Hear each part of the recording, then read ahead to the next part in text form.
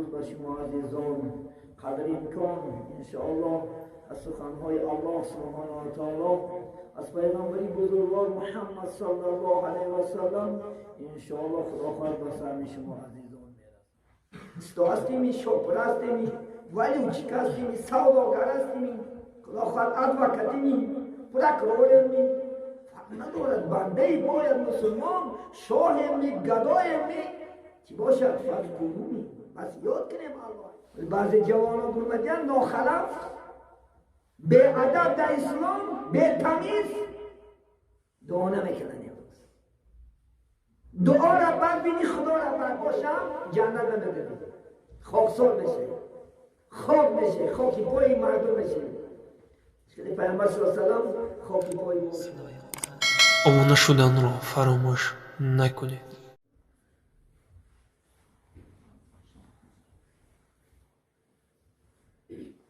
بسم الله الرحمن الرحیم.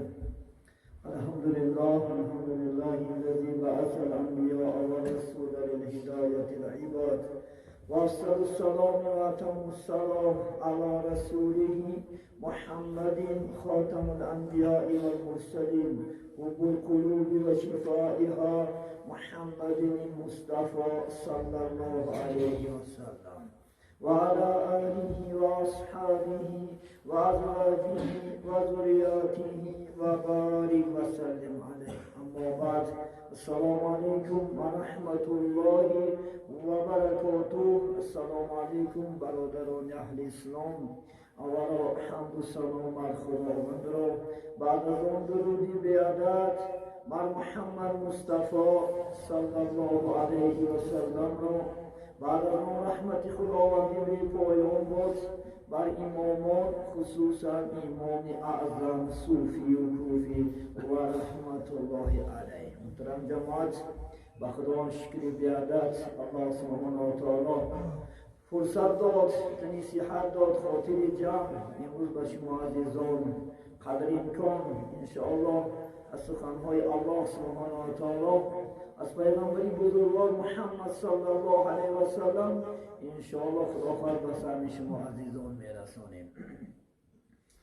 درباره دعا که امروز اکثر جوانها دعا کردن بد میبینم، گویا که دعا این یک چیز ناجیز باشد، گویا که دعا برای بنده مؤمن در کار نباشد.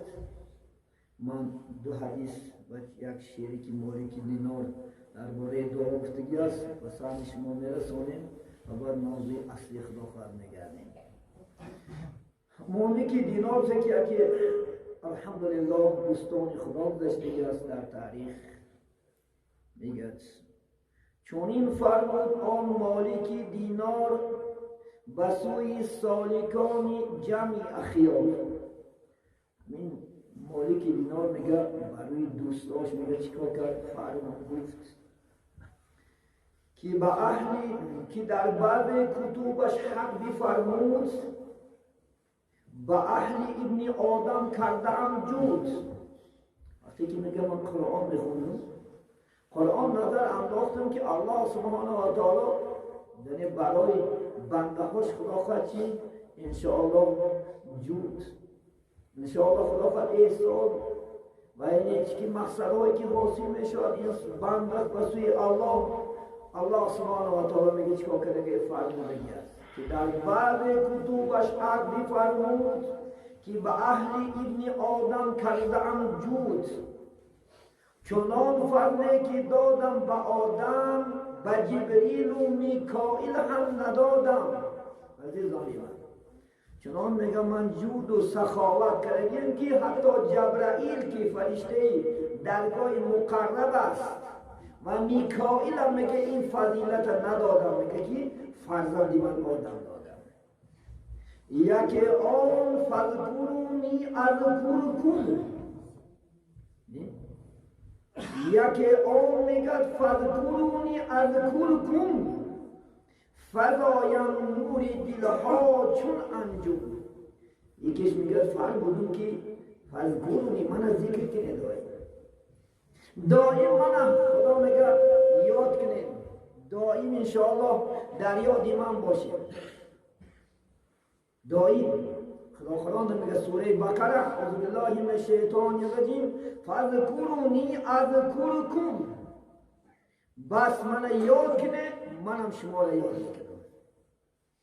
باید که ما شما بندگان خدا دائم به یاد الله باشیم، یک دقیقه از یاد الله خالی نباشیم.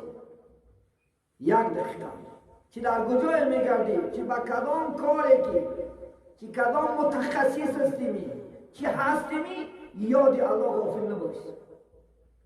آن کدام کارهایی که میکنی اگر از یاد خدا غافل باشی نزد امام اعظم رحمت الله علیه مکروه است. استاستیمی، شوپر هستیمی، ولی چیک هستیمی، سوداگر هستیمی، خدا خواهد ادوکتیمی، پرکرورمی، ندارد بنده باید مسلمان شاهمی، گدایمی چی باشد فذکرونی، بس یاد کنیم الله انشاءالله. سبحان الله گو کار سر کن، الحمدلله گو کار سر کن، الله اکبر گو کار سر کن. دیگر یک فضیلتی که ما فرزند آدم دادیم. دیگر فدعونی فرمود البخانی، اجابت میکنم در نمانی. دیگر جودی که فرزند آدم دادم میگن دعا که میگن فدعونی، بس دعا که میگن من اجابت میکنم. چی مقصد و چی آرزوها داریم به واسطه دعا الله سبحانه و تعالی چی کارش میکنه؟ قبولش میکنه، حاجت شما رو میدراند. الحدیث صحیح است. قال رسول الله صلی الله علیه وسلم من لم يدع الله سبحانه و تعالی غضب علیه. کسی که میگه به سوی خدا دعا نکنه، حاجت از الله سبحانه و تعالی نپرسه، عاجزیش پیش الله نشان ندهد و در غضب خدا گرفتار میشه. خدا میگه من از بندم راضی نیستم تا اینکه بندم حاجت از من نپرسه. بعضی جوانان برمدین ناخلف، به ادب در اسلام، به تمیز دعا نمیکنن. دعا را بد بینی، خدا را بد دیده. نه خدا کسی که من دعا نمیکنم من باید غضبش میکنم. از دعا دیدن در نزد الله بهتر چیز نیست. لیسش بشیء اکرم علی الله سبحانه من الدعا. نیست چیزی میگم مقدستر، مکرمتر نزد الله از دعا دیدن نیست.